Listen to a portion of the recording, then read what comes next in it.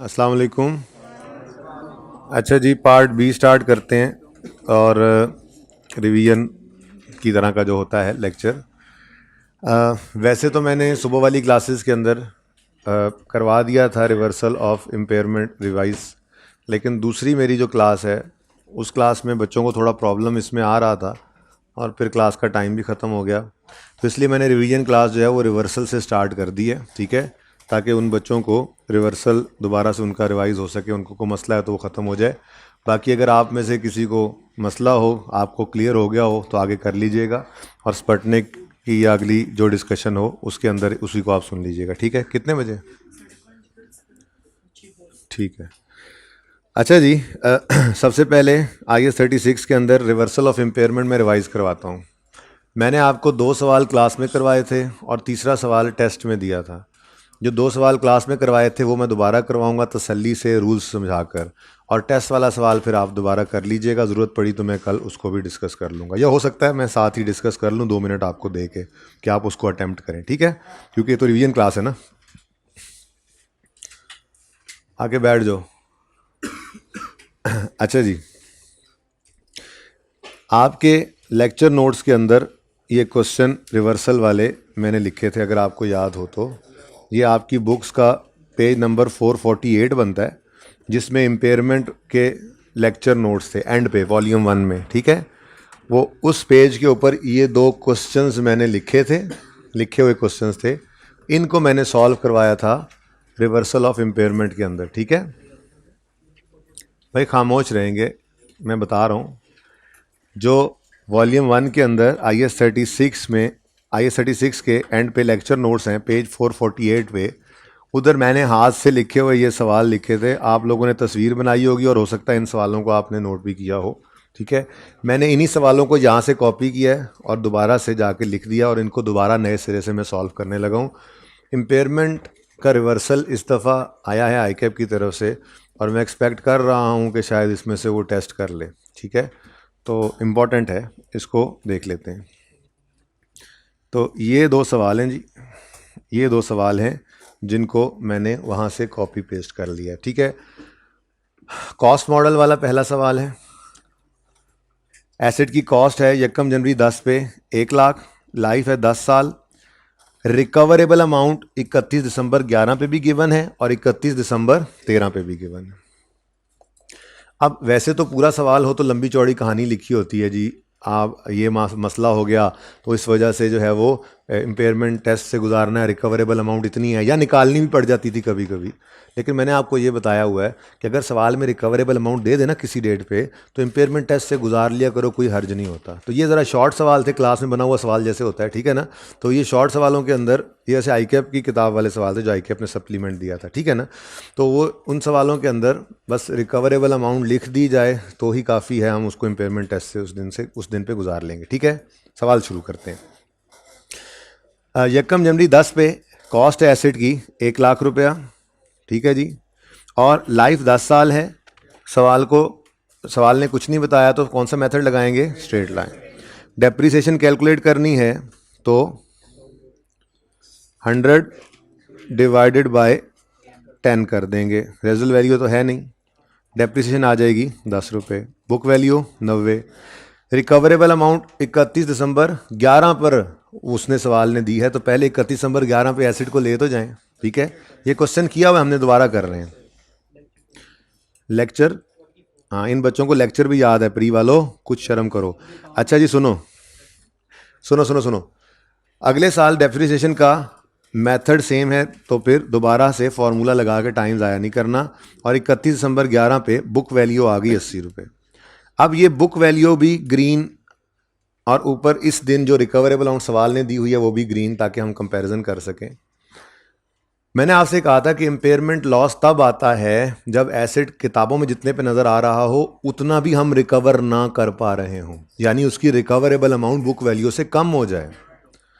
तरीका तो खैर ये लिखवाया था कि ज़रा दूर करके बुक वैल्यू लिखना, ओहो लाइन छोड़ के बुक वैल्यू लिखना। ठीक है, और अगर तो सवाल के अंदर 80 बुक वैल्यू है और सवाल के अंदर यहाँ पे दे दे 90, तो यहाँ पे फिर क्या लिख लेना? 80 ही लिख लेना और नो इम्पेयरमेंट लॉस आ जाएगा। ठीक है। लेकिन अगर सवाल के अंदर बुक वैल्यू से रिकवरेबल अमाउंट कम है, जो कि है, तो फिर आपको एसेट को राइट डाउन करना पड़ेगा, रिकवरेबल अमाउंट पे लाना पड़ेगा, इंपेयरमेंट लॉस को रिकॉर्ड करना पड़ेगा। तो आपकी बुक वैल्यू रिवाइज हो जानी है 80 से 64 पर, ठीक है। तो फिर रिवाइज बुक वैल्यू, वैसे आप ज़बानी देखकर भी पहली बार भी रिवाइज लिख सकते थे, ठीक है ना। रिवाइज बुक वैल्यू कितनी है जी? 64। तो इंपेयरमेंट लॉस आ गया जी कितना? 16 का। इंपेयरमेंट लॉस की एंट्री क्या सिखाई हुई है? Impairment loss debit, accumulated impairment loss credit कर दो या एसिड क्रेडिट कर दो, बात एक ही है। आपने अगर जनरल एंट्री सवाल में मांगे तो अक्यूमुलेटेड इंपेयरमेंट लॉस ही क्रेडिट करना है, लेकिन मैं यहाँ पे एसिड क्रेडिट करूंगा ताकि रिवर्सल के वक्त वो डेबिट हो तो जरा नजर आ रहा हो। इंपेयरमेंट लॉस आया तो एसिड कम हुआ था, अक्यूमुलेटेड इंपेयरमेंट से नहीं भी समझ आती कभी एकदम से देखते हुए, ठीक है ना। तो इंपेयरमेंट लॉस जब आया तो एसिड कम हुआ और जब रिवर्सल आएगा तो एसिड बढ़ेगा, इसलिए मैं यहाँ पे एसिड हैं, दोनों ही सही, आप भी लिख सकते हैं depreciation debit acid credit, impairment debit acid credit, चाहें तो आप ऐसे एंट्री कर लें, डेप्शन debit accumulation credit, impairment debit accumulated impairment credit, आपकी मर्जी है, ठीक है। लेकिन फिलहाल मैं एंट्री कर रहा हूं इंपेयरमेंट लॉस डेबिट और एसिड क्रेडिट, कितने से जी? 16 से, ठीक हो गया जी। ये इंपेयरमेंट लॉस कहां चला जाएगा? प्रॉफिट एंड लॉस में, ठीक हो गया जी। चलें जी, अब आगे बढ़े। अब अगली रिकवरेबल अमाउंट तो 31 दिसंबर 13 पे है ना, तो पहले वहां तक जाएं तो सही। अब 31 दिसंबर 12 पे जब डेप्रिसिएशन लेनी है तो आपको पता है अगर एसेट इंपेयर हो जाए तो उसकी बाद वाली डेप्रिसिएशन में रिवाइज्ड बुक वैल्यू को रिमेनिंग लाइफ पे डेप्रिशिएट करते हैं। तो रिवाइज्ड बुक वैल्यू 64 है, रिमेनिंग लाइफ निकालेंगे जिस दिन रिवाइज्ड बुक वैल्यू निकाली है उस दिन खड़े होके, यानी इंपेयरमेंट के दिन खड़े होके। तो 1 जनवरी 10 से 31 दिसंबर 10 तक 1 साल, 31 दिसंबर 11 तक 2 साल गुजर चुके हैं, 10 में से 2 गए तो बाकी 8, डेप्रिसिएशन आ गई 8 रुपये। बाकी एंट्रीज में कर नहीं रहा, सारी एंट्रीज हैं, एसिड डेबिट, कैश क्रेडिट 100 रुपये, फिर डेप्शन डेबिट, डेप्शन क्रेडिट 10 रुपये, मैं सिर्फ इंपेयरमेंट की एंट्री कर रहा हूँ, ठीक है ना। अच्छा जी, कितना? 56 आ गया। अभी भी 31 दिसंबर 13 पे नहीं पहुंचा एसेट हमारा, तो 1 साल और डेप्रिशिएट करेंगे और दोबारा लिखने की कोई ज़रूरत नहीं है, स्ट्रेट लाइन मेथड है। 8 और 48 पे आ गई हमारी बुक वैल्यू। अब ये येलो बुक वैल्यू है और सवाल के अंदर येलो रिकवरेबल अमाउंट है, सामने आमने रख लिया आपने। जब रिकवरेबल अमाउंट कम हुई थी और इतनी कम हुई थी कि बुक वैल्यू से भी नीचे गिर गई थी तो इंपेयरमेंट लॉस आया था। इसी तरह से जब रिकवरेबल अमाउंट हालात बेहतर होने पर इंप्रूव हो जाए, बढ़ जाए और इतनी बढ़ जाए कि बुक वैल्यू से ज़्यादा चली जाए तो फिर आपको गेन तो रिकॉर्ड करने की इजाज़त नहीं है प्रूडेंस कॉन्सेप्ट के तहत, लेकिन जितना लॉस पहले रिकॉर्ड किया था एटलीस्ट उसको तो रिवर्स कर सकते हो, ठीक है।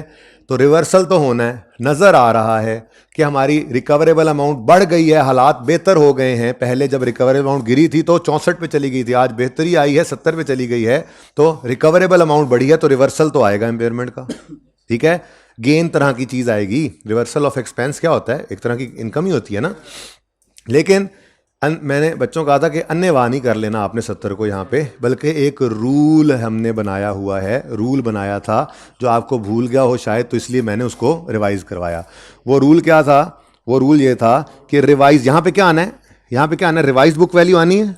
बोलो, ये रिवाइज बुक वैल्यू मैंने कहा अन्यवाह 70 नहीं उठा लेनी, अन्यवाह समझते हैं ब्लाइंडली, ठीक है जी।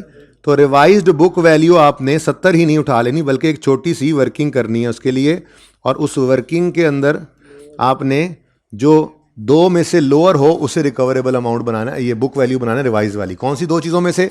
एक वो रिकवरेबल अमाउंट जो क्वेश्चन में गिवन है, यानी 70 रुपये सवाल ने बताई, और दूसरी वो बुक वैल्यू जो अगर कभी इंपेयरमेंट ना होती तो इस वक्त होती, इस वक्त यानी 31 दिसंबर 13 पे होती। अब वो book value, had there be no revaluation निकालना हो, वो बुक वैल्यू निकालने के लिए आपको कॉस्ट मॉडल में हो ना, कॉस्ट मॉडल में, तो ये ओरिजिनल कॉस्ट को पकड़ के लाना पड़ेगा, ये ओरिजिनल कॉस्ट को, और इसको लेकर आओगे इस दिन पर हैड देयर बीन, बल्कि इसको यहां नीचे वाली वर्किंग में लेके आओ, ठीक है। आप इस ओरिजिनल कॉस्ट को लेकर आओगे ये जो आपने निकालना है ना बुक वैल्यू, ये बुक वैल्यू क्या चीज यूज करके निकलेगी? ओरिजिनल कॉस्ट यूज करके निकलेगी। क्या यूज करके निकलेगी जी? Original cost. ठीक है, और दरमियान में ये नहीं हमने देखना कि इम्पेयरमेंट, तो ये तो कह रहे हैं कि अगर ये इम्पेयरमेंट ना होती तो आज बुक वैल्यू कितनी होती, ताकि कहीं हम रिवर्सल करते हुए खुदा ना खास्ता कोई गेन ना रिकॉर्ड कर दें। बात समझो, अगर आप यहां 70 लिख दो ना तो 48 और 70 का डिफरेंस 22 बनता है। वो लॉस तो 2 साल पहले 16 आया था, वो तो आज इस्तेमाल भी 2 साल हो चुका है, तो ऑलरेडी कम हो गया उन्हें, ना कि आप उल्टा 22 रिकॉर्ड कर दें। तो ऐसे नहीं करना। ठीक है, तो रूल क्या है, आपने दो चीजें कंपैरिजन में लेनी है। एक रिवाइज बुक वैल्यू क्या होगी, एक book value had there been no impairment, और दूसरा जो बुक वैल्यू ये रिकवरेबल अमाउंट जो सवाल ने दी हुई है, इन दोनों में से जो लोअर होगा वो आपकी रिवाइज बुक वैल्यू कहलाएगी। ठीक है, तो रिवाइज्ड बुक वैल्यू क्या होगी जी? Revise book value is lower of book value had there been no impairment और रिकवरेबल अमाउंट। इनमें से जो लोअर होगा वो आपकी रिवाइज्ड बुक वैल्यू बनेगी। ठीक है, अब book value had there be no impairment, ये कैसे निकालनी है? मैंने आपसे अर्ज किया कि आपने ओरिजिनल कॉस्ट को पकड़ना है। 100 है देख लो, ओरिजिनल कॉस्ट को पकड़ना है और उसको लेकर आना है 31 दिसंबर 13 पे बगैर इम्पेयरमेंट को अज्यूम किए। तो माइनस कर दें, 1 साल की डेप्रिसिएशन निकलेगी 100/10, लेकिन हमने इसको लाना है यकम जनवरी 10 को खरीदा था ना, तो 31 दिसंबर 10, 31 दिसंबर 11, 31 दिसंबर 12, 31 दिसंबर 13, कितने साल गुजर गए? इंटू 4। अब ये 40 आता है आंसर, यानी अक्यूमुलेटेड डेप्रिसिएशन कितनी हो चुकी है 4 साल की? 40। लेकिन हमें चाहिए क्या? Book value. तो 100 में से 40 जाएगा तो 60 आएगा। ये है बुक वैल्यू अगर कभी इंपेयरमेंट ना होती तो। एक हमने वैल्यू निकाल ली, और दूसरा है वो रिकवरेबल अमाउंट जो सवाल ने दी हुई है, वो कितनी है? 70। इन दोनों में से लोअर क्या है? तो फिर हमारी रिवाइज्ड बुक वैल्यू क्या होगी? 60।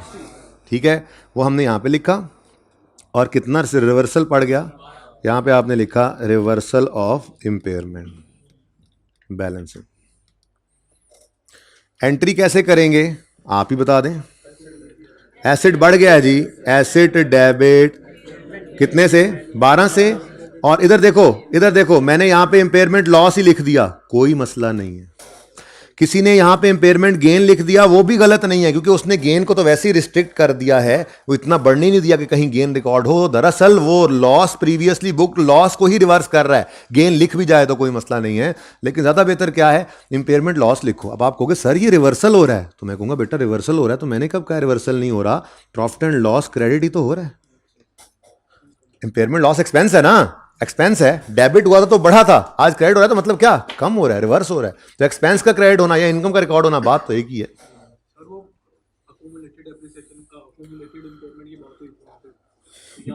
बेटा मैंने थोड़ी देर पहले अर्ज किया कि आप इसकी एंट्री यूं भी कर सकते थे, impairment loss debit accumulated impairment loss credit 16 से, और यहां पे आके ये एंट्री ऐसे कर सकते थे अक्यूमुलेटेड इंपेयरमेंट, उसी का उलट accumulated impairment loss debit impairment loss credit कर सकते हो। लेकिन मैंने एसेट इसलिए लिखा है ताकि आसानी से समझा सकूं कि देखो इंपेयरमेंट जब हुई थी तो एसेट कम हो गया था, जब इंपेयरमेंट रिवर्स हुई है तो एसेट बढ़ गया। ठीक है,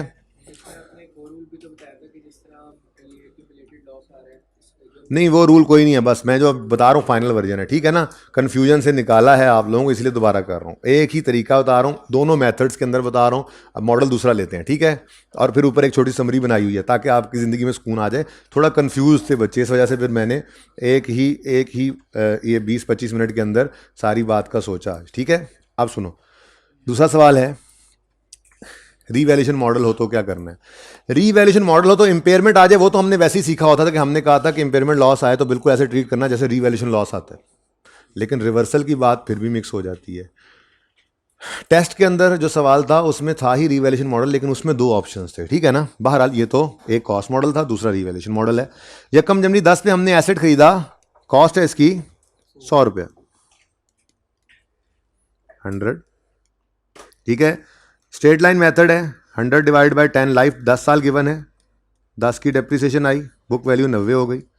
लेकिन साथ ही ज़रा गौर से देखें, रीवैल्यू हो रहा है 31 दिसंबर 10 पे ऐसे, तो इसी दिन रीवैल्यू कर दें, एक लाइन खाली छोड़ें और रीवैल्यूड अमाउंट लिखें। कितनी है जी रीवैल्यूड अमाउंट? 121.5, 121.5। तो सरप्लस आ गया जी, कितना? 30 और ये सारे का सारा। वैसे तो इसकी एंट्री करना बनती नहीं है, मैं ज़बानी बोल देता हूँ। इसकी एंट्री क्या करोगे? सिर्फ इसकी एंट्री, वो मैं ट्रांसफ़र की एंट्री नहीं कर रहा, सिर्फ रीवैल्यूएशन सरप्लस आने की एंट्री। मुझे पता है कि आप लोगों को पता है कि एक्यूमुलेशन को डेबिट करके एसिड क्रेडिट करेंगे 10 रुपये से, फिर अगली एंट्री करेंगे, लेकिन मैं सिर्फ इस 31/5 की एंट्री पूछ रहा हूँ। Acid debit revaluation surplus credit हैं। पूरी बात नहीं की आप लोगों ने, ज्यादती की मेरे साथ। ये ज्यादती है मेरे साथ। आप लोगों ने, मैंने बड़ा टाइम लगाया था इस पे। जिस दिन रीवैल्यूएशन सरप्लस आए या जाए, रीवैल्यूएशन के दिन रीवैल्यूएशन सरप्लस अगर हिट हो रहा है तो इन ओसीआई लिखना जरूरी है, चाहे डेबिट हो चाहे क्रेडिट हो। ठीक है, तो ये पहली एंट्री है जिसके अंदर आपने लिखना था acid debit revaluation surplus in OCI credit. याद आ रहा है? चलें जी, ऐसे ही इंशाल्लाह रिवीजन करोगे तो सब याद आएगा बेटा, सब कुछ पढ़ा हुआ है। लगता है ऐसे है कि भूल गया, कुछ भी नहीं भूला होता। नेक्स्ट 31 दिसंबर 2011 आया। अब वो 12 तक लेके जाना है। रिकवरेबल अमाउंट इम्पेयरमेंट टेस्ट 12 कैंड पे जाके लगाना है, फिलहाल 12 पे ले तो जाएं। 31 दिसंबर 11 तो 121.5 को डेप्रीशिएट करना है लेटेस्ट रिवैल्यूड अमाउंट को, और रिमेनिंग लाइफ निकालनी है 31 दिसंबर 10 पे खड़े होकर। तो 1 साल गुजर गया, 9 बाकी। हशर भी हो गया और साथ ही नशर भी करो जी। 3.5, ये 3.5 तो गालिबन इसका आया है भाई। 2 बार सवाल किया, ऐसे ना करो अब मेरे साथ। तीसरी बार कर रहा हूँ आज के दिन में जी। और तुमने भी पहले क्लास में सुबह किया है, नोट नहीं किया जी। 108 और 28, ठीक है। अभी भी 12 के एंड पे पहुंचाना है, तो अगले साल दोबारा फॉर्मूला नहीं लिखने बैठ जाना, स्ट्रेट लाइन मेथड है। बताएं जी, बुक वैल्यू 94.5 और 24.5, ठीक है जी। और ठीक है, प्री का सेकंड बैच तुम लोग भी देख रहे होगे ये। अच्छा, मज़े क्या हैं, उनको नहीं समझ आई इसलिए दोबारा, आपको समझ आ गई, आपको दोबारा बताने की जरूरत नहीं पड़ेगी जी। कहते हैं हमें भी दोबारा बताएं। अच्छा जी, 31 दिसंबर 12 आ गया। लो जी लो भाई, ग्रीन ग्रीन हो गया, ग्रीन ग्रीन इधर। बुक वैल्यू है 31 दिसंबर 12 पर 94.5, जबकि रिकवरेबल अमाउंट है 65.1। जितना किताबों में नज़र आ रहा है उतना भी रिकवर नहीं हो रहा है, रिकवरेबल अमाउंट कम है, इम्पेयरमेंट लॉस आएगा। तो रिवाइज्ड बुक वैल्यू लिखें जी, इंसान बने जी। Revise book value 65.1। Important loss कितना है? अब 30.4 का लॉस आया है, वही सेम ट्रीटमेंट रिवैल्यूएशन लॉस वाला। पहले ये सरप्लस को खाएगा, 29.4 आ रहा है। चलो लॉस तो फिर भी उन्हें खाना ही सी। बाकी कितना बचा? 4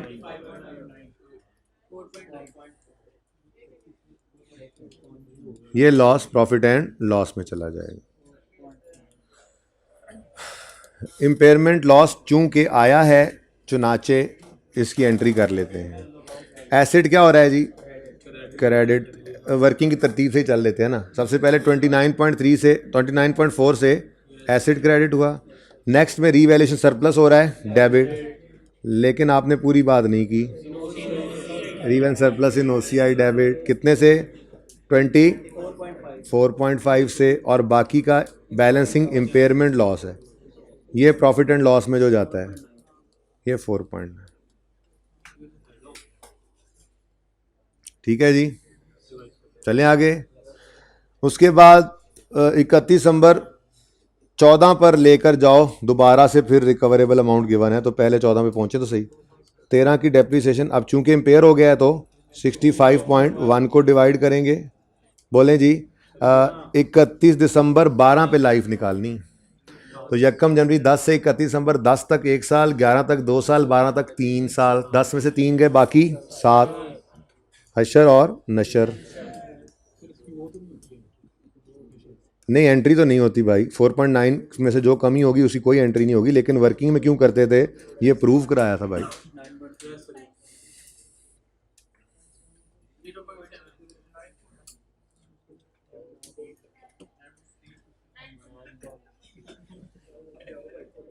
इसको भी साथ ले जाओ, जिसके साथ बातें कर रहे थे आसद। तुम्हें ये इसको नहीं कह रहा मैं, तुम्हारे साथ वाले को कह रहा हूँ। हाँ जी बेटा ठीक है। अच्छा जी चलें जल्दी करें, टाइम नहीं है। इसको साथ ही ले जाओ। बैठ जाओ यार, अभी बैठ जाओ, आखिरी बार बोल रहा हूँ, अब मैं क्लास से बाहर निकालूंगा तुम्हें, ठीक है? प्लीज़ बैठ जाओ, अब बैठ जाओ। अगली बार बोलोगे तो अब क्लास से बाहर जाओगे। अच्छा जी, जो बोला है उसको पता है, जो तुम्हारे साथ बोल रहा था तुम्हारे साथ वाला भाई, ठीक है? अच्छा जी सुने प्लीज़, प्लीज़ बेटा जी। 31 नंबर 13 पर बुक रिडक्शन कितनी आ गई?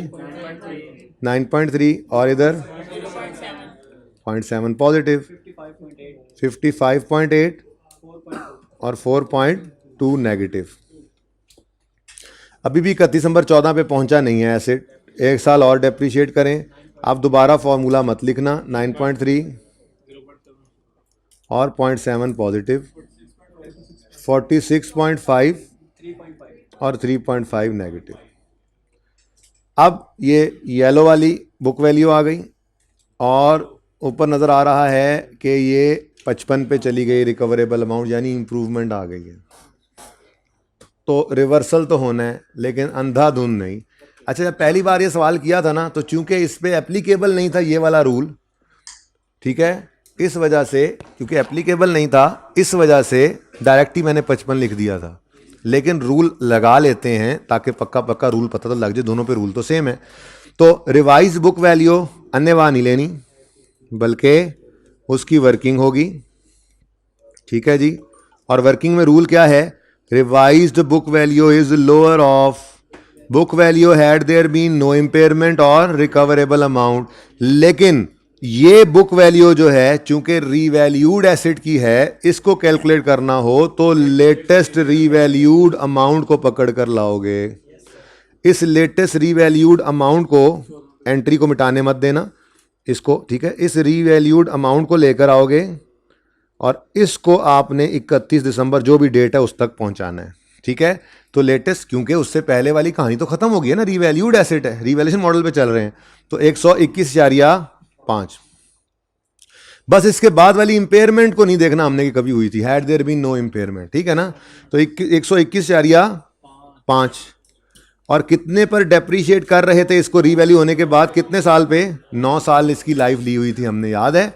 तो इसी तरह से ये होता आता, अगर इंपेयरमेंट ना होती तो हम वो कह रहे हैं 1 डिवाइड बाय 9 इंटू, अब 31 दिसंबर 14 पे इसको पहुंचाना है। लास्ट रीवैल्यूएशन हुई है 31 दिसंबर 10 पे, तो 31 दिसंबर 11, 31 दिसंबर 12, 31 दिसंबर 13, 31 दिसंबर 14, कितने साल? 4।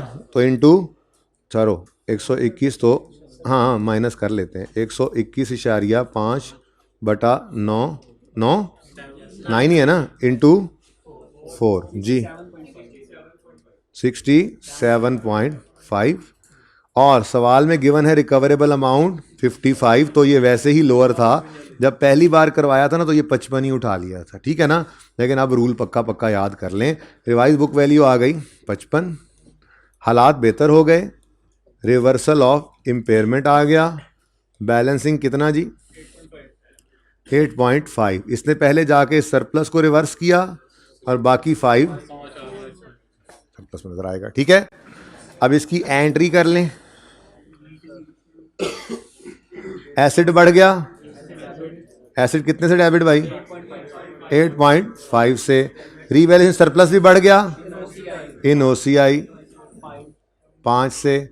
और इम्पेयरमेंट लॉस ही चाहे लिख दो, मैंने आपको कहा है, क्योंकि बहरहाल जा तो ये प्रॉफिट एंड लॉस में ही रहा है ना, उसको क्रेडिट कर रहा है, ठीक है? इम्पेयरमेंट लॉस क्रेडिट कितना हो गया?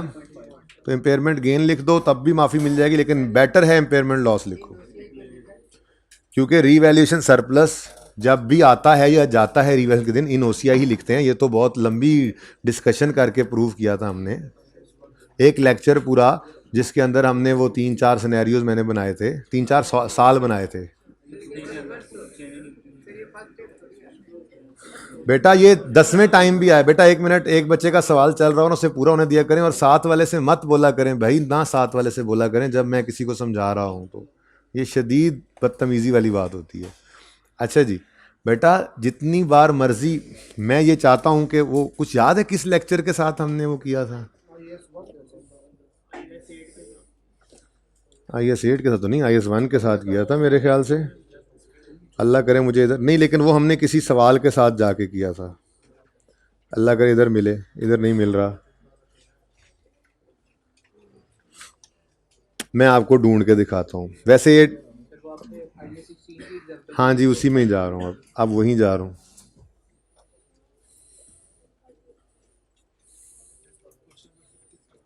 क्वेश्चन नंबर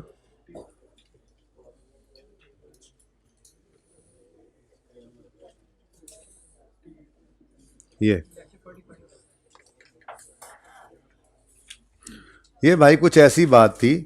देखो फर्स्ट टाइम वाले को तो सिर्फ हमने नहीं लिखा था रीवैल्यूएशन सरप्लस में। जब भी कभी रीवैल्यूएशन हुई, चाहे वो क्रेडिट हुआ या डेबिट हुआ, रीवैल्यूएशन के दिन अगर रीवैल्यूएशन सरप्लस हिट हुआ तो मैंने कहा था उसको OCI से रूट करा के लेके जाएंगे।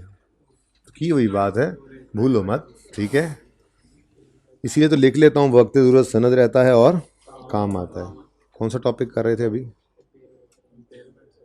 चलो यहीं पे कर रहे थे जी। ये है रूल। अच्छा सुनो, असल बात तो फिर यही निकली ना।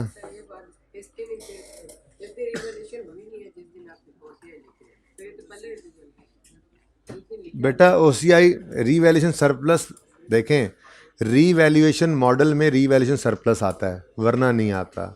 रीवैल्यूएशन मॉडल में आप होगे तो रीवैल्यूएशन सरप्लस ने जब भी हिट होना है, आपने उसको OCI से रूट कराना है। इतनी सी बात याद रखें, ठीक है जी। बेटा नोट बाद में करना, पहले ये सुनो। रूल क्या बना? रूल क्या बना? जब भी रिवर्सल ऑफ, इतनी सी बात है रिवर्सल बस, जब भी कभी रिवर्सल ऑफ इम्पेयरमेंट आएगा तो आपने क्या करना है? At the time of reversal of impairment the revised book value shall be lower of book value had there be no impairment और रिकवरेबल अमाउंट। अब अगर कॉस्ट मॉडल पे हो तो ये बुक वैल्यू निकालोगे from original cost, starting from original cost. और अगर आप रीवैल्यूएशन मॉडल पे हो तो ये बुक वैल्यू निकालोगे फ्रॉम लेटेस्ट रीवैल्यूड अमाउंट, ठीक है।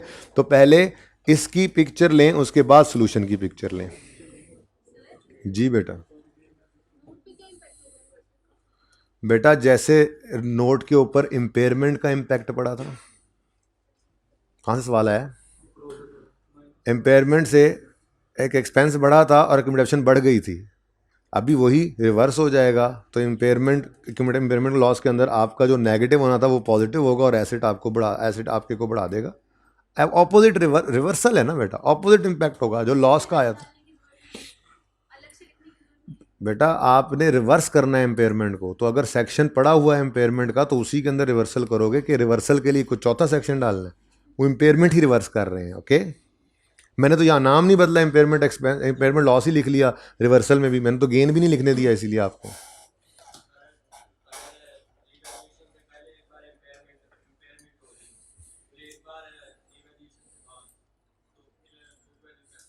आप लेटेस्ट वाली ही पकड़ोगे जी।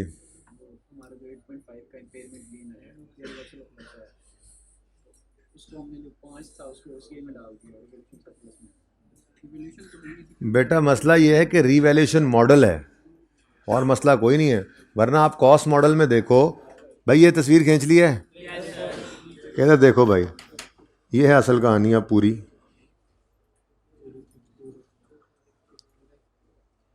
एक मिनट, ताकि तस्वीर भी साथ ही खींचने वाले खींच लेंगे। ये देखो भाई, अगर कॉस्ट मॉडल है तो पूरी अमाउंट प्रॉफिट एंड लॉस में गई और रिवर्सल भी पूरा प्रॉफिट एंड लॉस में गया। यहाँ मसला क्या है? मसला रीवैल्यूएशन मॉडल है, मसला इम्पेयरमेंट का रिवर्सल नहीं है, मसला रीवैल्यूएशन मॉडल है। अगर रीवैल्यूएशन मॉडल में चल रहे हो भाई, लॉस आने पर फिर पहले क्यों रीवैल्यूएशन सरप्लस को हिट किया था? सारा क्यों नहीं लेके गए प्रॉफिट एंड लॉस में? ये मसला है। ये उसको भी जो मसला आ रहा था आपको वही मसला आ रहा है। मसला रीवैल्यूएशन मॉडल है। रीवैल्यूएशन मॉडल की वजह से रीवैल्यूएशन सरप्लस पड़ा हुआ है, वो पड़ा हुआ है तो लॉस आने पे पहले उसको हिट करके बाकी ले गए। इसीलिए जब रिवर्सल भी आया तो फिर उसी का हक बनता है कि उसको भी वापस वहां से हिट करा के बकाया को लेके जाओ, ठीक है।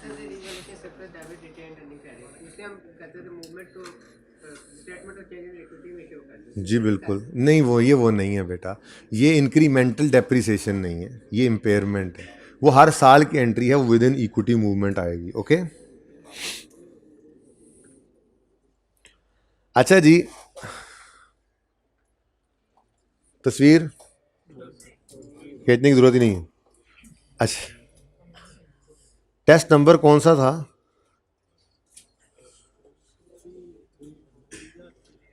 प्री वालों का तो 3 नहीं था।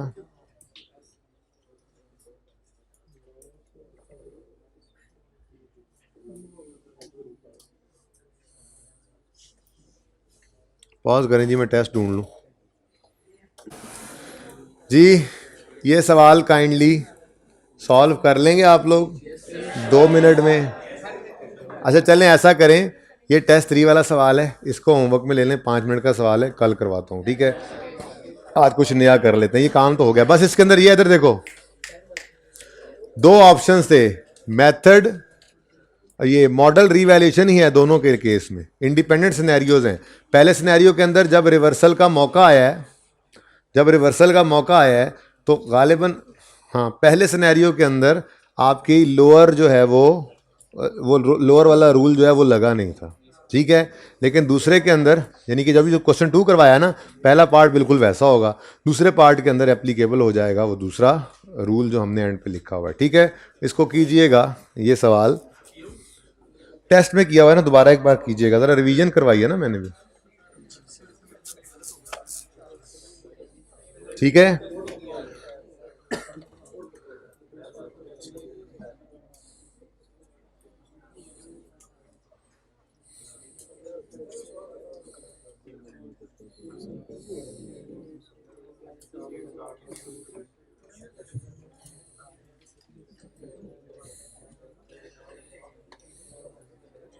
अच्छा जी,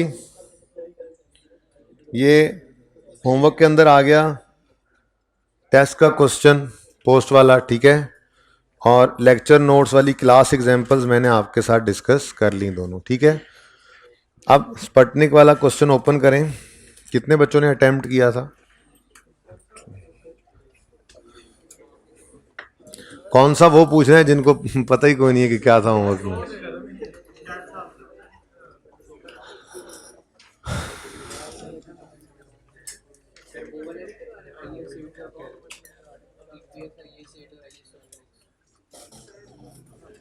यार अब एक वक्त में एक सवाल ही हो सकता है। आपने किया था, हो गया था, सबसे हुआ नहीं ना।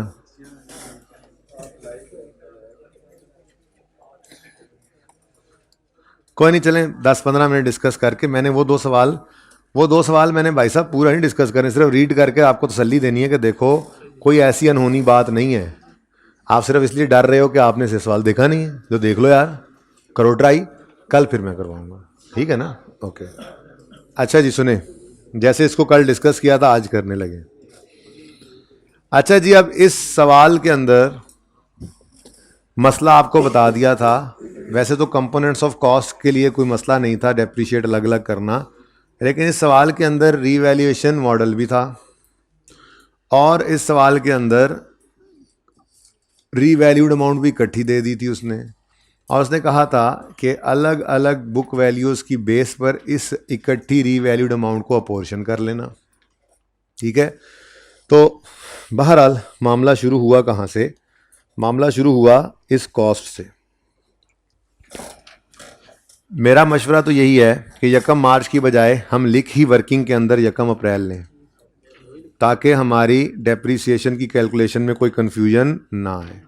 तो 1 अप्रैल 2018 कॉस्ट है जी। अब कॉस्ट दिल तो बड़ा कर रहा है कि 1435 लिख लें, पर मसला ये है कि एक तो अलग अलग डेप्रीसिएशंस हैं, और दूसरा बुक वैल्यू भी हमें अलग अलग चाहिए है, क्योंकि हमने रीवैल्यूड अमाउंट को फिर अपोर्शन करना है, ठीक है?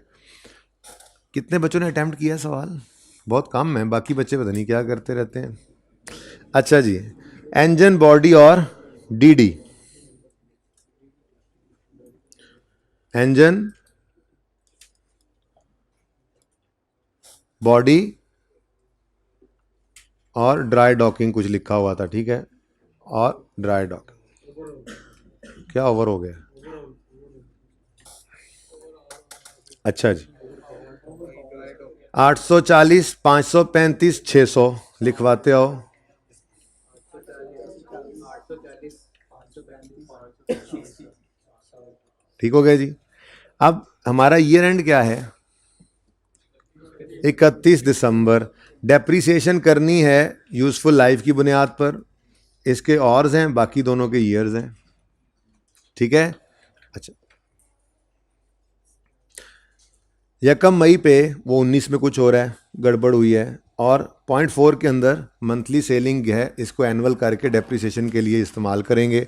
0.7 में रीवैल्यूएशन कर रहा है, बता रहा है कि करते हैं, और 31 दिसंबर 19 और 20 पे रीवैल्यूएशन नहीं है, मतलब 18 तो सेफ ही है ना, 18 को हम लेकर चल सकते हैं। तो 18 के अंदर बस क्या होना है अब? डेप्रीसिएशन। रिपेयर भी 19 में जाकर हो रही है, तो 31 दिसंबर 18 पर डेप्रीसिएशन एक्सपेंस निकालना है। अब उसके लिए थोड़ा सा वर्किंग अलग अलग करनी पड़ेगी यहाँ पे हमें, तो देखते हैं जी। सबसे पहले है एंजन। एंजन एंजन पे कौन सा मेथड लगना है? Output method. तो 840 कॉस्ट है, और अगर रेजिडुअल वैल्यू गिवन हुई तो वो माइनस करनी है, वरना ज़ीरो। गिवन है 40, गिवन है, तो 840 माइनस 40, ये तो आ गई डेप्रीशिएबल अमाउंट। डिवाइड करेंगे इसको टोटल एक्सपेक्टेड आउटपुट से, जितने और उसने चलना है, आउटपुट यूनिट्स भी हो सकते हैं, और भी हो सकते हैं, और जितने इस साल में वो क्रूज चली है उससे मल्टीप्लाई कर देंगे। अब वो क्या कह रहे हैं जी? टोटल एक्सपेक्टेड आउटपुट कितना है इसका? 50,000 घंटे इस इंजन ने चलना है। ठीक है, तो डिवाइड करोगे 50 से। हज़ार क्या, ये सारा कुछ हज़ार में ही ले रहे हो ना? मिलियन है, तो इसको 50 ही कर दो। ठीक है, कोई नहीं, आगे फिर परसेंटेज ही निकलनी है। ठीक है, तो 50,000 50,000 लिख दो यार, फर्क क्या पड़ता है यार भाई, आगे भी तो वही चीज़ ही आ जानी थी ना, 1000 ही आ जाने थे ना। चलो छोड़ो, 50,000 से डिवाइड कर दिया, मल्टीप्लाई करोगे इस साल में जितने और चली, तो वो 360 है। नहीं, कल बता दिया था कि इसको 9 से मल्टीप्लाई करना, तो कितना आता है जी?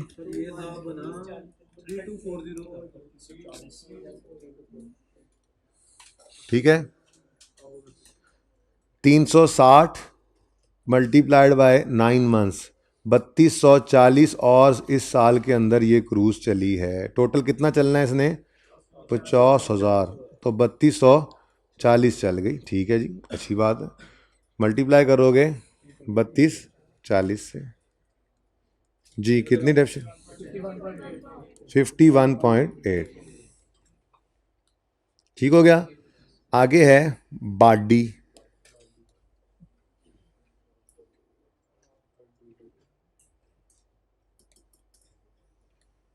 इनकी वर्किंग्स करनी है, थोड़ा थोड़ा इन्हें फास्ट लो भाई,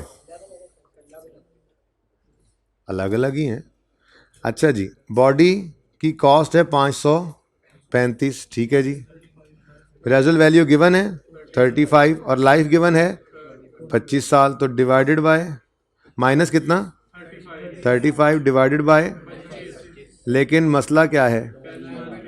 मसला ये है कि ये पूरा साल इस्तेमाल और लाइफ यूज़ कर रहे हैं फॉर डेप्रीसिएशन, तो डिवाइड बाय 25 साल की डेप्शन आएगी, इंटू 9/12 करना पड़ेगा जी, 15। इसी तरह से अगला हिस्सा है एसिड का 60। इसकी रेजुअल वैल्यू सवाल में गिवन नहीं है। लाइफ कितनी है? 5 साल, तो डिवाइडेड बाय 5 इंटू 9/12, 9। ठीक हो गया जी।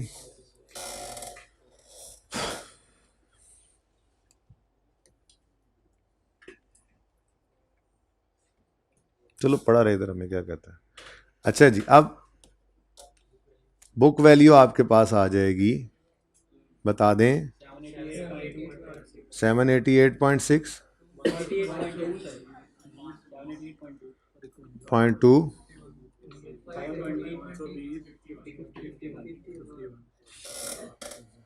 ये बुक वैल्यू आ गई 31 दिसंबर 18 जी।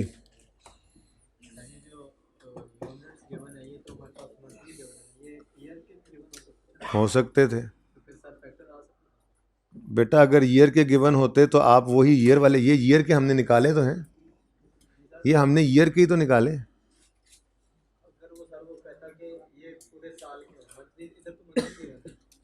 कि आप ज़बरदस्ती वो रूल गलत करना चाह रहे हैं जो मैंने लिखवाया है। नहीं, आप वो ना सोचो, ठीक है। आउटपुट साल का ही देगा और वो आउटपुट पूरे साल का ही होगा, लेकिन कितना, जितना चला होगा। वो क्या कह रहा है, इतना चला है। क्या कह रहा है जी, इतना चला है, तो वो आपको और वही देता है। अभी रूल याद कराया, क्यों बच्चों का रूल ख़राब करते हो, ठीक है। बाकी अगर उस तरह की सिचुएशन बने जो आप सोच रहे हो तो वैसे कर लेना जैसे आप सोच रहे हो, बाकी बच्चे इसको इग्नोर करें। अच्छा जी, नेक्स्ट रीवैल्यूएशन हो रही है 31 दिसंबर 19 पे, अभी 18 पे पहुंचे हैं और ये 26 मिली। अच्छा, एंट्रीज मांगी हुई थी, तो पहली एंट्री सोल्यूशन, साथ साथ सोल्यूशन में एंट्रीज देखते जाते हैं, ठीक है।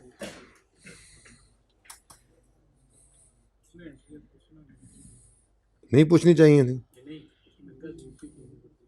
कोई नहीं, अजीब सी है, हम भी देख लेते हैं जी। सोल्यूशन देख के सवाल किया इसने, मुझे नंबर बता दो, सोल्यूशन किस सफ़े पे है बता दो, मुझे एंट्रीज करनी पड़ेंगी जी। 104 पे। तो ये क्या ओपन किया हुआ?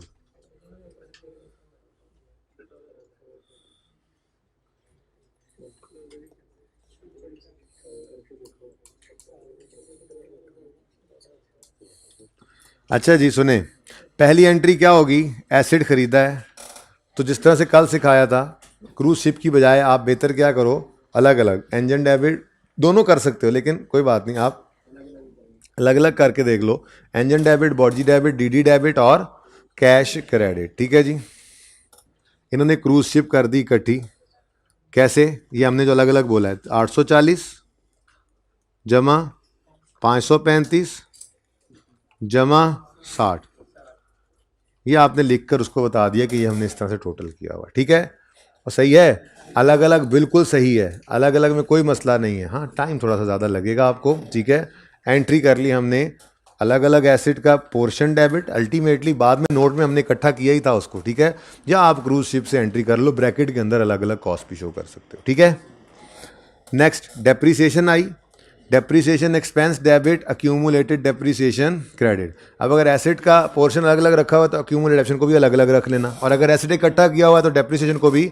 अच्छा, कोई एक काम कर लें, अलग अलग या इकट्ठा, अलग अलग वाले हाथ खड़ा करें, ये अलग अलग वाले हाथ खड़ा करें, हाथ खड़ा करें, ऊंचा रखिएगा, नाम बताएं। हाँ, आप भी बताएं बेटा। साइम, और जी आप बताना। हाँ, एहतिशाम, और जी खुशी खुशी लिखवा रहे हैं, और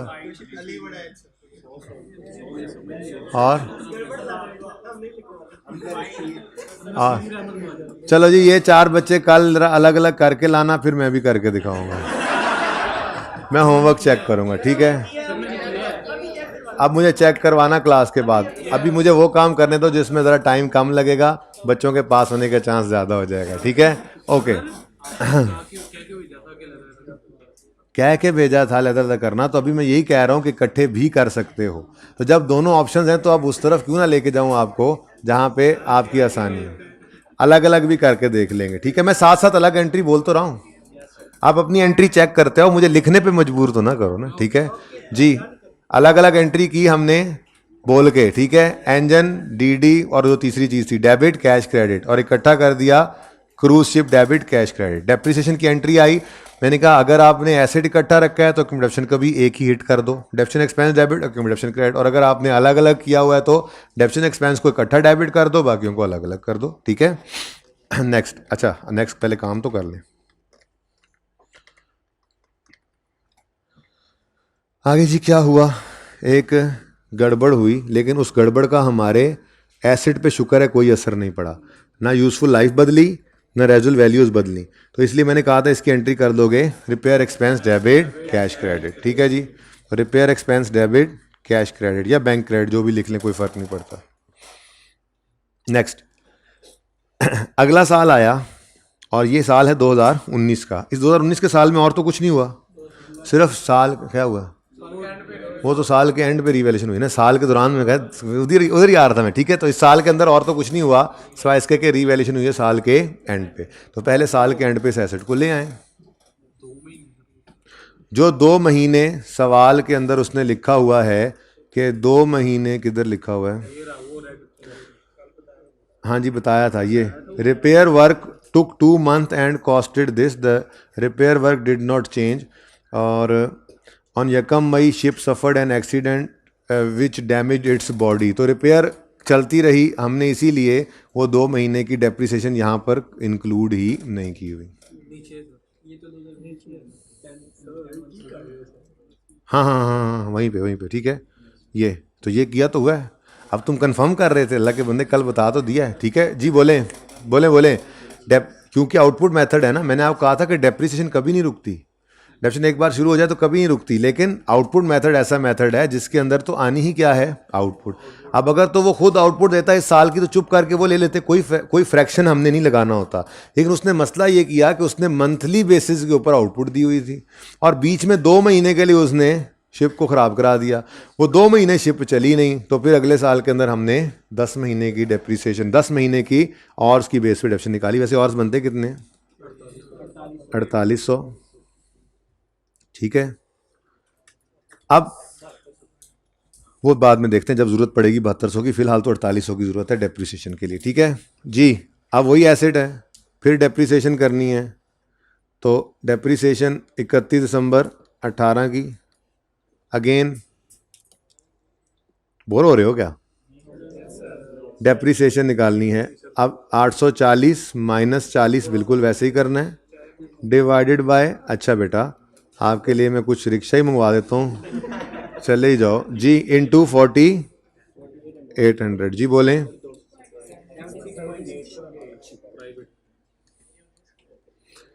नेक्स्ट 19 की है। नेक्स्ट अगला एसेट 535 माइनस 35 बटा 25, और इसको कुछ भी नहीं करना। बोलें क्योंकि स्ट्रेट लाइन मेथड है। फिर जी 60 डिवाइडेड बाय 5 इंटू कुछ नहीं जी। क्वेश्चन, कोई क्वेश्चन आपस में डिस्कस ना करें, कोई क्वेश्चन है तो पूछ लें।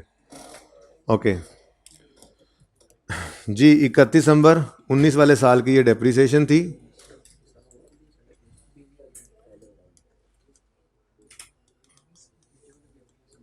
जी कितना, 711। ऊपर वाली चीज का आंसर दिया करो जो लिखी होती है। हाँ जी 500। अब इस दिन 31 दिसंबर 19 पर ये एसेट हो गया रीवैल्यू, और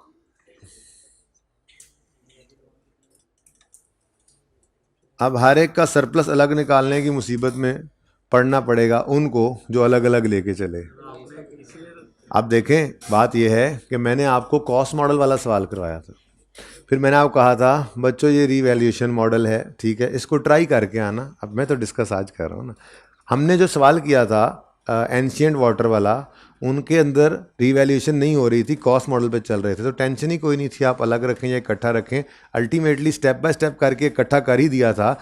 नोट में तो मैंने इकट्ठा ही किया था, नोट के अंदर मैंने कहा था कि अलग अलग ना बना लेना कहीं, तो अलग अलग रखना फॉर रिकॉर्ड पर्पस तो चलता है, लेकिन पीपी के नोट के अंदर आपने उसको अलग नहीं रखना था। प्लांट है तो प्लांट ही है, ठीक है।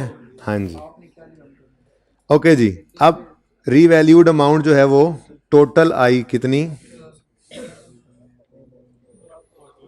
1400। 31 दिसंबर 19 पर रीवैल्यूड अमाउंट कितनी है जी।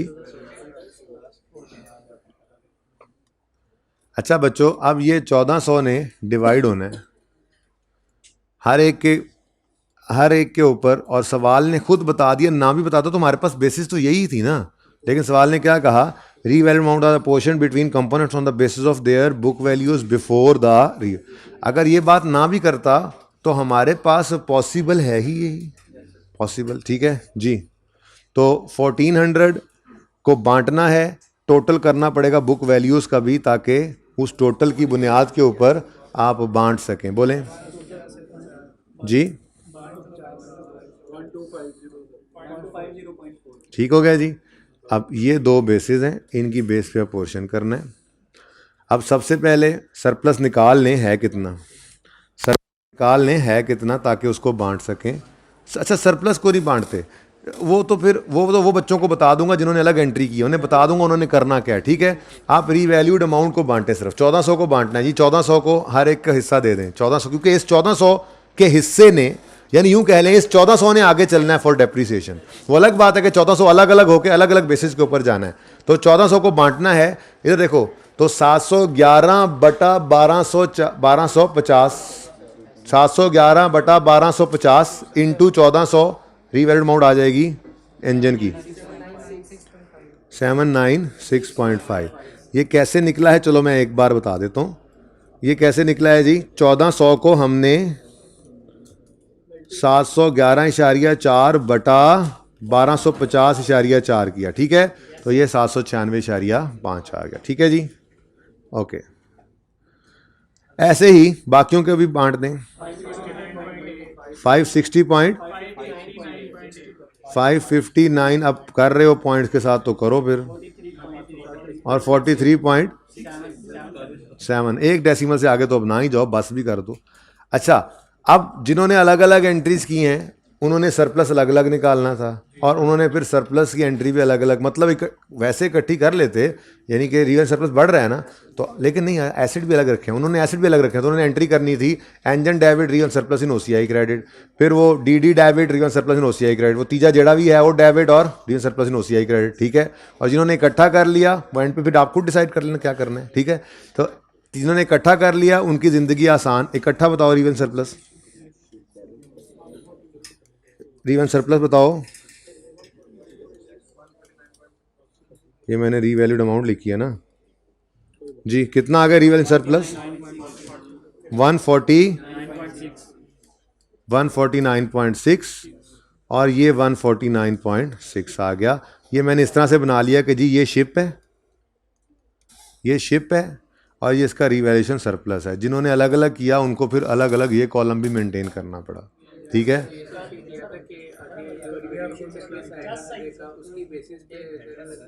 चलो कोई बात नहीं, ये सीखा हुआ अच्छा होता है। देखो ना, ये पर्चे में अगर कर जाते तो कितने नुकसान की बात थी, टाइम ज़ाया हो जाता है। एनीवेज, लो जी एंट्री हो गई, एंट्री हो गई। आपने एंट्रीज नहीं लिखवाई, अगले साल की एंट्रीज क्या बनती थी भाई, मेरी तो एंट्रीज आसान है। मेरी एंट्रीज क्या है, डेप्रीसिएशन इकट्ठी डेबिट, टोटल कर लेंगे, डेप्शन इकट्ठी डेबिट और एक्यूमुलेटेड डेप्शन क्रेडिट। ठीक है, उसके बाद ये रीवैल्यूएशन का दिन आया 31 दिसंबर 19। इस दिन खड़े होकर पहले मैं ट्रांसफ़र करूंगा, और जितनी डेप्रीसिएशन मुझे नज़र आ रही होगी ना, ये 75.8 और ये 108.8, दोनों को टोटल करें 184.64 से एक्यूमुलेटेड डेप्शन डेबिट और एसिड क्रेडिट ट्रांसफ़र हो गया। उसके बाद रीवैल्यूएशन सरप्लस की एंट्री हो रही है, रीवैल्यूएशन सरप्लस की एंट्री हो रही है, asset debit, ship acid debit. ठीक है, एसिड को सामने ही रख लें, एंट्री करते ये asset debit reval surplus in OCI credit. ठीक है, asset debit, cruise ship debit और reval surplus in OCI credit. Done. अब आगे बढ़े जी। अब 31 दिसंबर 20 आया, माना कि यहां पर रीवैल्यू हो रहा है एसिड दोबारा, लेकिन पहले यहां तक पहुंचाओ तो सही। ठीक है, तो चलो अभी पहुंचाते हैं इसको यहां तक। अब मसला बाकियों में इतना कोई नहीं है, क्यों, आपने इस दिन खड़े होकर रिमेनिंग लाइफ निकालनी। ठीक है, 31 दिसंबर 19 पे, 1 अप्रैल 18 को ये खरीदा था एसिड, तो 9 महीने और 1 साल, 1 साल 9 महीने इसके गुजर गए, 1 साल 9 महीने तीसरे के गुजर गए। मसला पहले इंजन वाले में आता है, इंजन वाले में मसला आता है। बाकी मिड ऑफ द ईयर तो हमने सवाल देखे थे, रीवैल्यू हो जाते थे, उनकी लाइफ निकालनी आती थी। ठीक है, अब इसकी रिमेनिंग लाइफ निकालनी है इंजन की, तो जितने आवर्स चल चुकी है क्रूज शिप वो ऐड करने थे, और जितने टोटल आवर्स हैं उनमें से उनको माइनस करना था, और रिमेनिंग लाइफ को ऑनवर्ड्स यूज़ करना था for the purpose of depreciation. तो डेप्रीसिएशन एक्सपेंस। अच्छा, अब जिन्होंने इकट्ठा नहीं किया, अलग कर दिया भाई, उन्होंने क्या बिल्कुल ही कुछ नहीं किया, उन्होंने डेप्रीसिएशंस, वर्किंग्स की, एंट्रीज़ की, तो भाई उनको भी कुछ ना कुछ पासिंग मार्क्स उसमें से मिल गए होने हैं, अच्छे मार्क्स नहीं भी आए होंगे। तो हाँ, मसला सिर्फ और सिर्फ क्या हुआ होना है, चलो कुछ मार्क्स लूज हुए उन्हें, लेकिन ज़्यादा मसला टाइम वेस्टेज का होना, ठीक है, कि टाइम बहुत वेस्ट हुआ होना उनका पर्चे के अंदर जिन्होंने ऐसे किया उन्हें, अगर सही नहीं की एंट्री तो। सही किया तो फिर ठीक है, सही किया तो फिर कोई मसला नहीं। अच्छा ये सुने सुने सुने सुने, डेप्रिसिएशन निकालनी है जी। 796 अब रेलेवेंट है, 796.5। क्या कहीं उसने जिक्र किया है रीवैल्यूड अमाउंट बदली है? नहीं बदली है तो फिर उसको 40 ही रहने दो, ऐसे ही होता था ना। हाँ हाँ, 796.5 माइनस 40, पहले भी 40 थी अभी भी 40। यहाँ पे हमें चाहिए रिमेनिंग लाइफ। ये रिमेनिंग लाइफ निकालते हैं कैसे? हम कहते हैं जी टोटल तो था 50,000 और 2 साल कितना चल गया, इधर से ऐड कर लें या ये देखो इधर से ऐड कर लो आप जी, कितना बनता है ये दोनों का ऐड करके जी? 41, ये टोटल ये बताओ 8040, ये है ऑर्स वर्कड या ऑर्स चल्ड, कितने घंटे चल गई है ना, ठीक है। और टोटल और जो चलना था उसने वो थे 50, जितने चल्ड हैं वो हैं 80,040, तो रिमेनिंग 41,960 रिमेनिंग। ओके, तो 41,960 इंटू, अब इस साल में आए तो इस साल में कोई गड़बड़ कोई नहीं थी, कितना 7200 आवर्स, ठीक है जी 120। इस दूसरे भाई साहब की डेप्रिसिएशन जरा इधर करके निकाल लें थोड़ी सी जी। 559.8 है, माइनस 35 वैसे ही रखोगे, डिवाइड करना है रिमेनिंग लाइफ से। ओरिजिनल लाइफ थी 25, माइनस 1.75 गुजर गया, कैसे? 1 साल और 9 महीने, 9/12 करो तो 75 ही बनता है, 0.75 बनता है, तो रिमेनिंग 23.25 ईयर्स रह गए। अब साल ये पूरा ही लेना है, आंसर बताओ 22.6 करो ना, एक डेसिमल तक ही रहो ना, अब शौक ना हो जाओ। नहीं अच्छा किया तुमने, बहुत अच्छा किया। अच्छा जी, उसके बाद जी ये मोहतरम है, इन मोहतरम की डेप्रिसिएशन यहीं पे निकल आएगी, अब जगह बन गई है थोड़ी सी जी। 43.7 है, माइनस 0 हुआ था, डिवाइडेड बाय इनका भी, इनकी 5 साल लाइफ थी, 1.75 गुजर गए तो जी 13 ठीक है।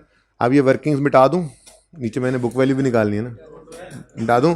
आप पर्चे में क्या करते, आप पर्चे में वर्किंग की हेडिंग देते, 1 2 3 4 5 करते जाते और यहाँ फिगर्स के साथ छोटा छोटा 1 2 3 4 5 लिखते जाते, जो कैलकुलेट कर रहे हैं उससे आसानी हो सकती थी, ठीक है।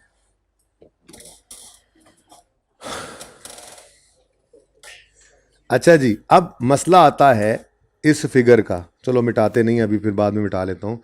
आपको पता है एक एंट्री हुआ करती है revaluation surplus debit retained earnings credit, और वो अमाउंट होती थी इंक्रीमेंटल डेप्रिसिएशन की, और वो हम निकाला करते थे नशर से। हम जो एसिड के साथ करते थे वही सरप्लस के साथ करते थे। अब यहाँ पे गड़बड़ क्या है, एसिड के 3 हिस्से हैं और हर एक के साथ को वक्रा वक्रा ही नशर करना पड़ेगा, तो जिन्होंने अलग रखा हुआ है उनको यहाँ थोड़ा सा एज मिल गया, लेकिन उनकी वर्किंग पहले ही बड़ी कॉम्प्लेक्स हुई पड़ी है, ठीक है ना। तो अब हम ये करेंगे कि हम ये अमाउंट मैनुअली आज निकालेंगे। वो पहली क्लास जिसमें आपको बताया था इंक्रीमेंटल डेप्रिसिएशन क्या होती है, कि अगर रीवैल्यूएशन ना होती तो डेप्रिसिएशन क्या होती, और रीवैल्यूएशन हो गई है तो डेप्रिसिएशन क्या हो गई है, और इनका डिफरेंस क्या है, इंक्रीमेंटल या शॉर्ट। सिंपल, सही है ना।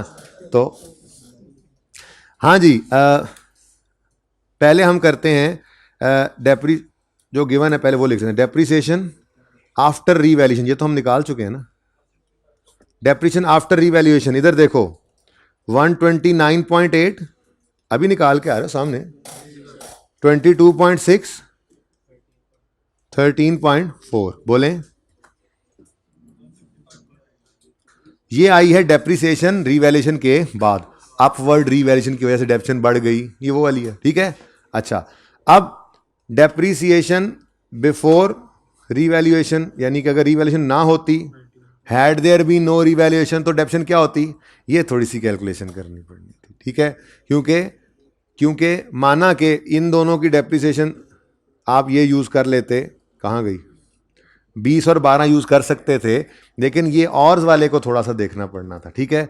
चलो कोई नहीं, यहीं पे कर लेते हैं। ये भाई साहब अगर रीवैल्यू ना होते तो डेप्रिसिएशन इनकी आती 840 माइनस 40 बटा 50,000 तो होना ही था ना, ठीक है।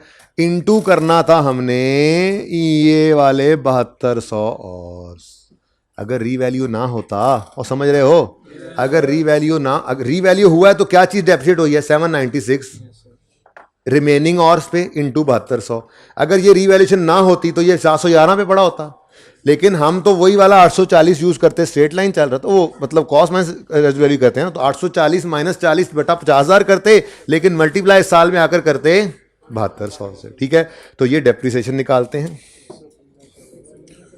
ठहर जॉब इकट्ठा ही करेंगे। 840 कैसा लगा सवाल, माइनस 40 डिवाइडेड बाय 50,000 इंटू 70, ये आ जाएगी हमारी सिर्फ इंजन की डेप्रिसिएशन, ठीक है जी।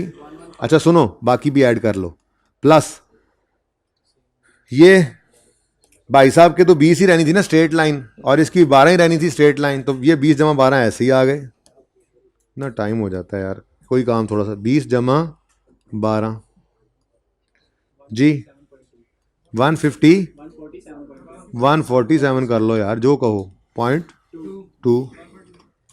अब मुझे बताओ, रीवैल्यूएशन ना होती तो डेप्रिसिएशन 147 होती, रीवैल्यूएशन अपवर्ड हुई तो डेप्रिसिएशन 165 हो गई, तो इंक्रीमेंटल डेप्रिसिएशन कितनी आ गई, ये है इंक्रीमेंटल वाली डेप्रिसिएशन, कितनी 18 ये 18.6 से आपने एंट्री पास करनी है, revaluation surplus debit retained earnings credit, ठीक है। यही थोड़ा सा टफ था और कुछ भी नहीं था, तो एंट्री देखो, revaluation surplus debit retained earnings 18.62, ठीक है, ओके। उसके बाद भाई अब क्या करना है, अब तो मेरे ख्याल में कर ही लोगे, as a zoom out, 1 minute book value, ये वैसे मेरे ख्याल में आपको शायद चाहिए हो, इतनी पहले पिक्टूरे ले लें।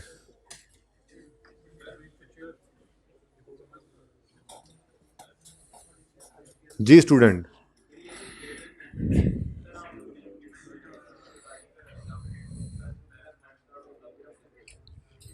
मुझे समझ नहीं आया, 1 मिनट रुक जाओ, ये तस्वीरें बना लें जरा दोस्त, ताकि मैं उठ के आऊं।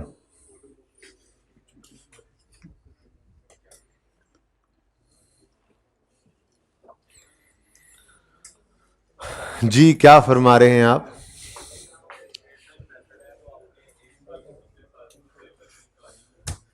ये तो बेटा फिर वर्किंग और तफसील से करते, मेरे चांद खुद सोचो, फिर यहाँ पे बुक वैल्यू पड़ी होती, यहाँ पे बुक वैल्यू पड़ी होती, यहाँ पे बल्कि ये बुक वैल्यू पड़ी होती, उस पे वो रेट लगाते और फिर वहां से निकाल लेते, मसला क्या, सही है ना। स्ट्रेट लाइन था तो कॉस्ट यूज कर ली, रिड्यूसिंग पैसा तो बुक वैल्यू यूज कर लेते, रेट रूट होता लगा लेते। अच्छा जी, अब अगले साल क्या होना है,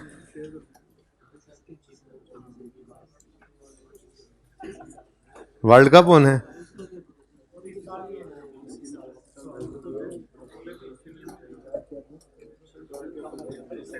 जी बेटा,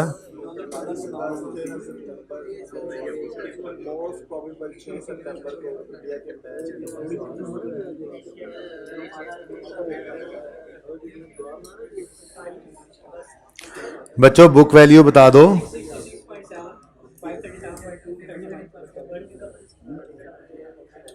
बस 15 एक मिनट और हिम्मत करनी है जी, बस फिर छुट्टी दे दूंगा। रिसेंट टाइम वाले सवाल जरा खोल के देखने क्या है उनके अंदर।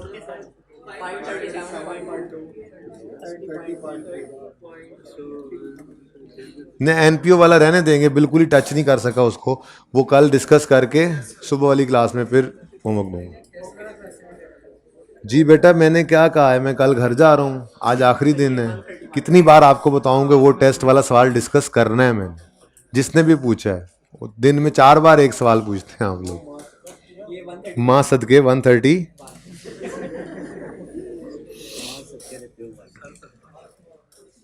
31 दिसंबर 2020, एक लाइन खाली छोड़िए और रीवैल्यूड अमाउंट लिखिए, लेकिन कहाँ लिखोगे?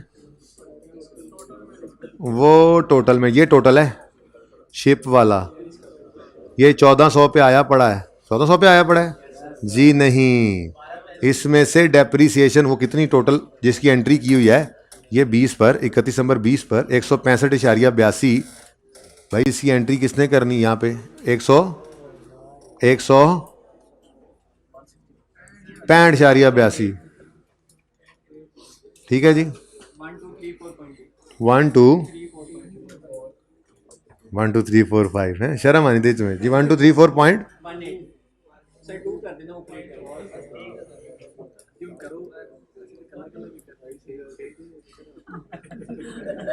ओके सुने, अब एसेट दोबारा रीवैल्यू हो रहा है, ठीक है। रीवैल्यू होकर एसेट चला गया है 1000 पर, माशाल्लाह फिर सरप्लस ही है। अच्छा मैं उधर पहले में लिख पहले से कंपेयर कर गया तो क्या हो गया जी? 230 ये लॉस आ गया। इसने पहले खाया सरप्लस को, और जगह बना लेते हैं, जगह बड़ी, जगह बेच के तो लैपटॉप ले आए।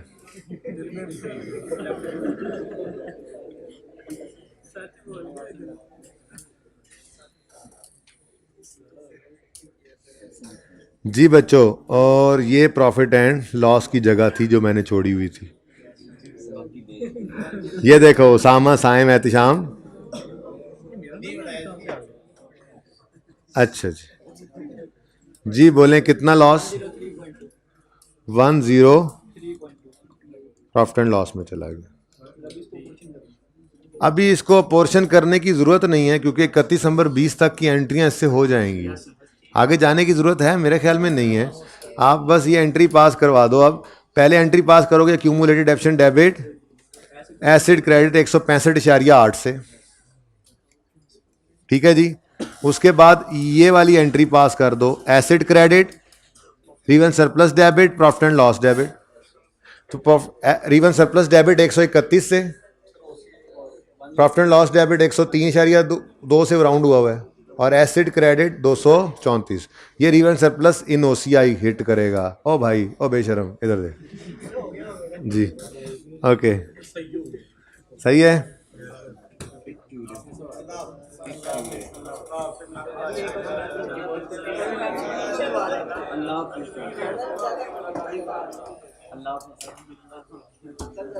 यार वैसे आप लोगों को लगता है ये एथिकल होता है उस्ताद को ऐसे करना? तो फिर बिस्ती होगी थोड़ी सी बेचारे, थोड़ी सी शक्ल के ऊपर थोड़ा सा कलर चेंज हुआ है इसका। अच्छा सुने,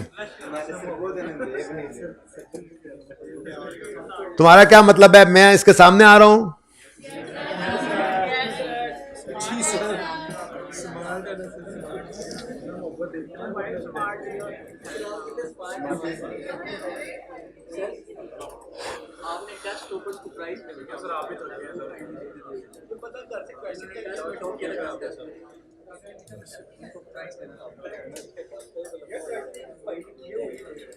पानी डालना है यार।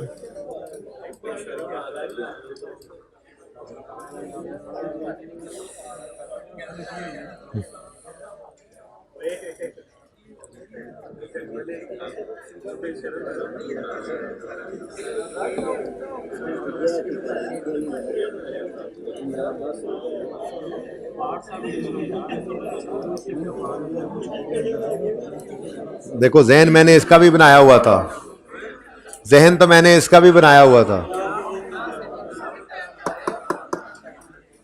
खामोश हो जाएं।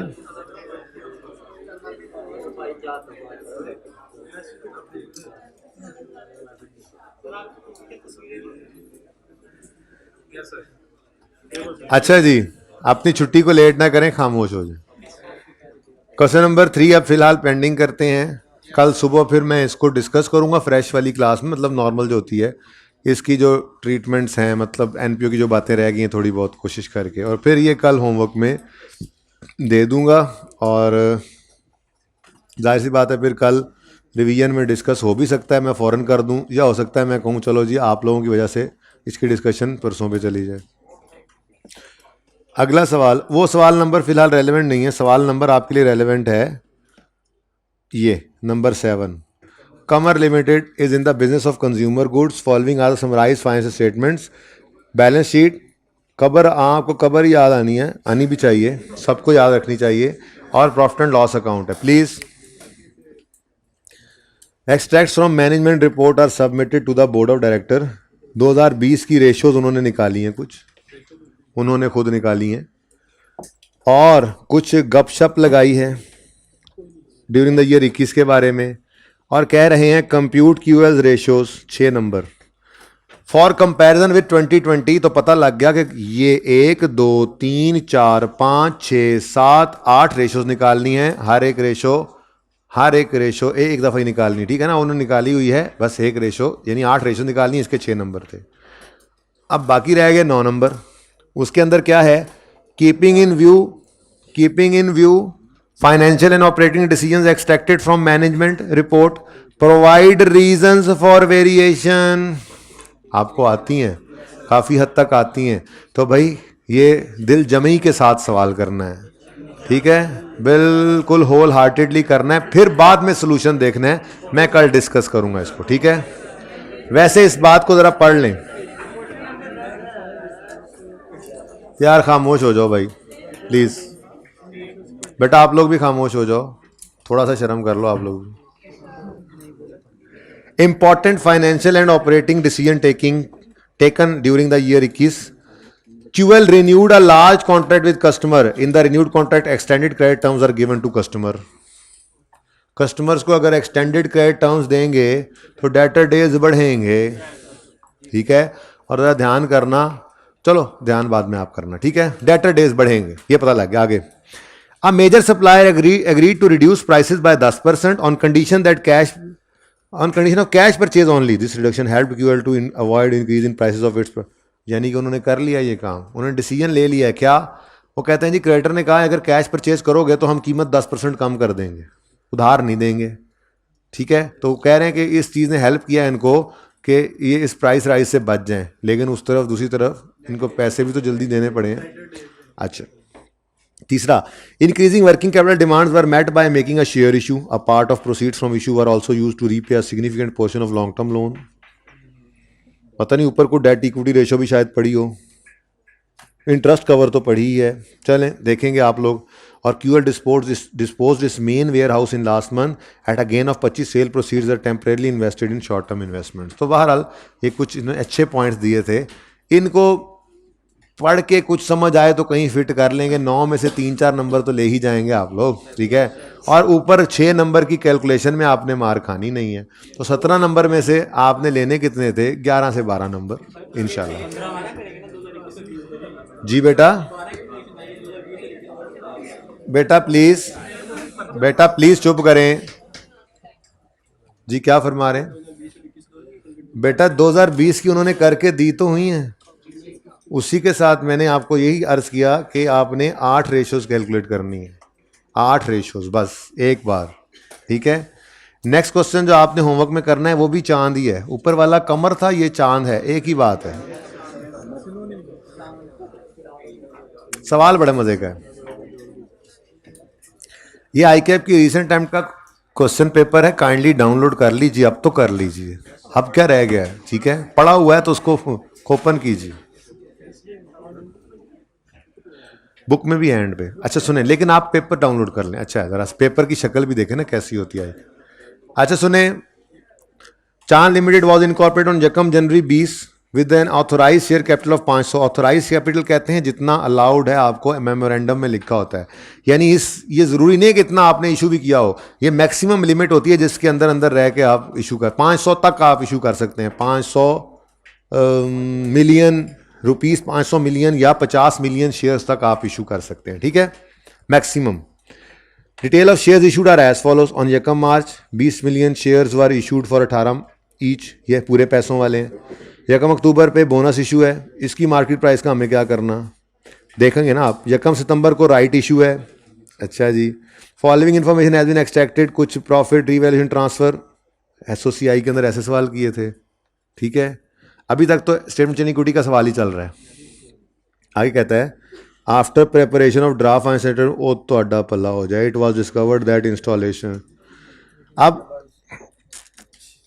यकम अगस्त 20 की गलती है, पकड़ी गई है 21 के अंदर, तो ये तो प्रायर ईयर एरर है, तो IAS 8 नहीं है बेटा। 31 दिसंबर 21 के अकाउंट्स प्रिपेयर करने के बाद इट वाज पता लगा कि installation relating to plant capitalise on यकम August 20 was wrongly expensed out. पढ़ लेना ना, सवाल आपने करना है ना, मैंने थोड़ी करना है, मैंने तो कल करना है सवाल, ठीक है।